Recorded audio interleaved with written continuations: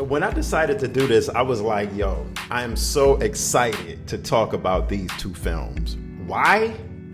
Why am I excited? Why am I excited? Bang, bang, bang, bang, bang, bang, bang, bang. Because Strictly Business and Boomerang came out in a time where it was the early 90s and we were getting an abundance of black films that was written and produced by and directed by African-American directors. Kevin Hooks directed Strictly Business, and Kevin Hooks was a black director. Let me see. And who directed Boomerang? I think I want to say the Hudlin brothers. Yes, Reginald Hudlin of the Hudlin brothers directed Boomerang. And Boomerang, oh my God, that movie was immaculately filmed. The cinematography in Boomerang was so clear and so crisp. When you watch that movie some 31 years later, it literally looks like it came out 5 years ago. Thank you for watching the E for One podcast. I'm Anthony AP, and today it's this or that. Which one do you prefer? Which one do you like? Keep it real with me. Keep it a buck. Leave your comments in the comment section. Did I say I'm Anthony AP? Yes. If I didn't, you know, I'm Anthony AP, and I want you, I'm talking in third person. Anthony AP wants you to like and subscribe to his channel. Just click that subscribe button. It literally takes right there. It literally takes 1 second like that. But Strictly Business, Boomerang, let's get into it. Okay, which film was better? I love the movie poster for both films. You know, Boomerang's movie poster, the official movie poster, is the one of Eddie Murphy getting pulled by his bow tie by a woman, you know, over his shoulder. So you can already tell by the movie poster that he's going to be in some kind of he's some kind of player. Then we have Strictly Business's movie poster, which is pretty simple. It shows beautiful, and Halle Berry is also on some of the movie posters floating around for Boomerang 2, her and Robin Givens. But the official one was just the one with Eddie on there. But anyway, we got Halle, Tommy Davidson, and Joseph C. Phillips. He's you know, tightening up his tie, very uptight gentleman. And Tommy Davidson just like this with the hat to the back. I love both movie posters, but I got to give it to Boomerang. That movie poster was so iconic. Okay, like the plot of the film, Strictly Business, if you didn't know, was about sharp social. It's considered a satire film in which an uneven friendship between an ambitious black businessman and his streetwise pal is thrown into further confusion when the professional falls in love with a mind-numbingly gorgeous waitress, which is Halle Berry. And it's so ironic and so funny because Halle Berry is in both of these films. And of course, Boomerang is about a successful executive and womanizer who finds his lifestyle choices have turned back on him when his new female boss turns out to be an even bigger player than he is. So right then and there, the plot for Boomerang is just reeling me in even more. Even though I absolutely gravitate to the plot of the movie Boomerang more, I love Strictly Business as well, kind of sort of equally, because both films actually deals with the theme of black entrepreneurship in corporate America.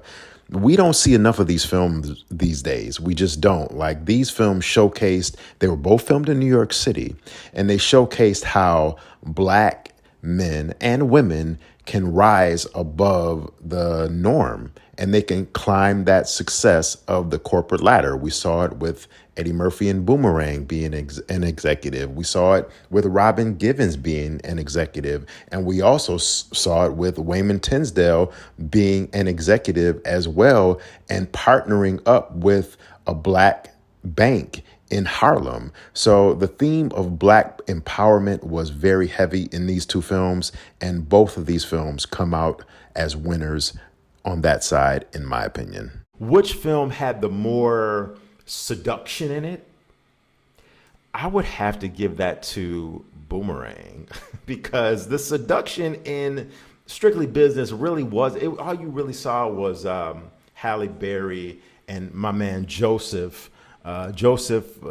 C. Phillips. They just had a little mild scene, but Boomerang, we really saw like not a whole lot of nudity or anything like that, but it was just the seduction factor between that scene between Eddie Murphy and Robin Givens was just sexual, man. And when Robin was on top of Eddie and she was just doing her thing, and my man Eddie was just like, oh, I loved it.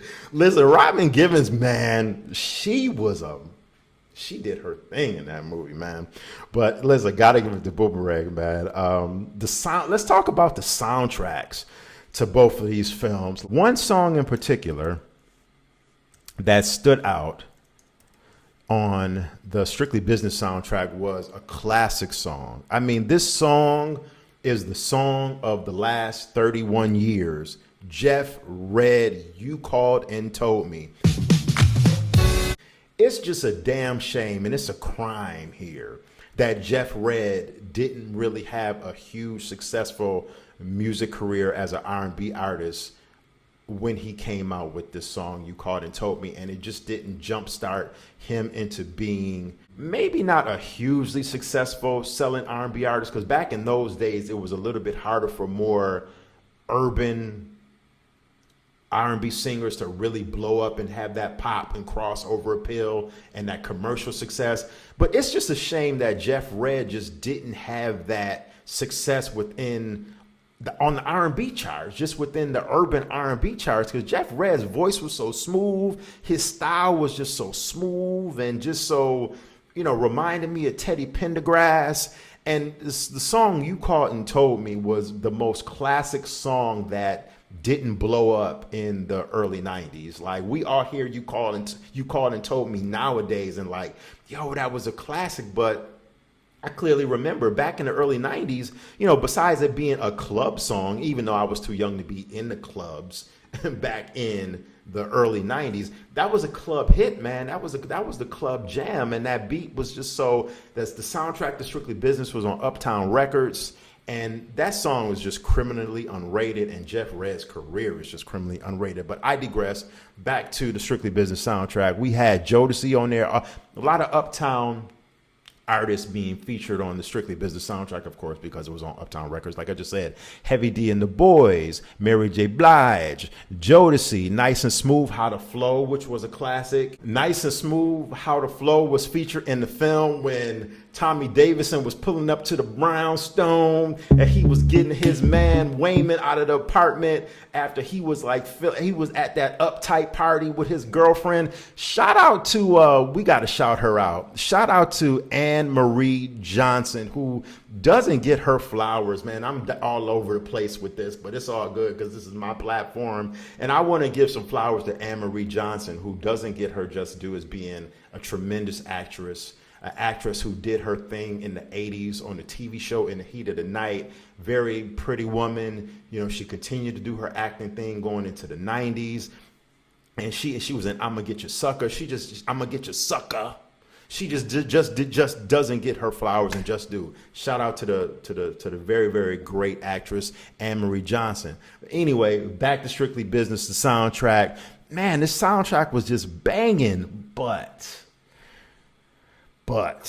this is the but right here. The Strictly Business soundtrack was as dope as the soundtrack was, and as much as the Strictly Business soundtrack had my jams on there, it wasn't as good as the Boomerang soundtrack, which was on LaFace Records. And it's so ironic because both soundtracks was featured on two prominent black labels at the time, labels that were distributed through Arista, LaFace, and MCA at the time for Uptown. LaFace was, of course, the label by L.A. Reid and Babyface. But the soundtrack, man, the Boomerang it just took it up a whole nother notch. And it had grown folk R&B on there at the time that was just immaculate. Give You My Heart, the Babyface Tony collabo. PM Dawn, Die Without You, which was the anthem. That song was a #1 smash hit. Reversal of a Dog, TLC was on there. Featured a lot of LaFace artists like TLC on there. Johnny Gill, There You Go, There You Go, yeah, there you go. How could we forget about End of the Road by Boys to Men, which song was a smash #1 hit all across the board.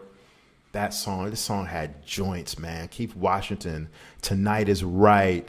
Love Should Have Brought You. Love Should Have Brought You Home. Tony Braxton. I mean, the soundtrack pretty much introduced us to the career of Tony Braxton. Hot Sex on the Platter. Listen, hands down, Boomerang soundtrack. Soundtrack was crazy. So overall, I'm saying that Boomerang was the better film overall. Even cinematography, if we just want to talk about look of the film, Strictly Business, if we look at Strictly Business as a film now, some 30, what did I say, 31 years later? 32 years later, because it came out in 91. And that was the movie that introduced us to Halle Berry. Strictly Business, it doesn't age as well look-wise and cinematography quality-wise as Boomerang. That's probably because it was a low-budgeter film, and it just looks old, of the 90s, early 90s. But Boomerang still looks like it could have been a film from like the late 90s, maybe early 2000s. It could pass for it, even though it came out in the very early 90s. So yeah, overall, I got to give it to Boomerang. Acting in Boomerang was immaculate. It was just superb. The cameos in Boomerang were superb. Eddie Murphy, Martin Lawrence.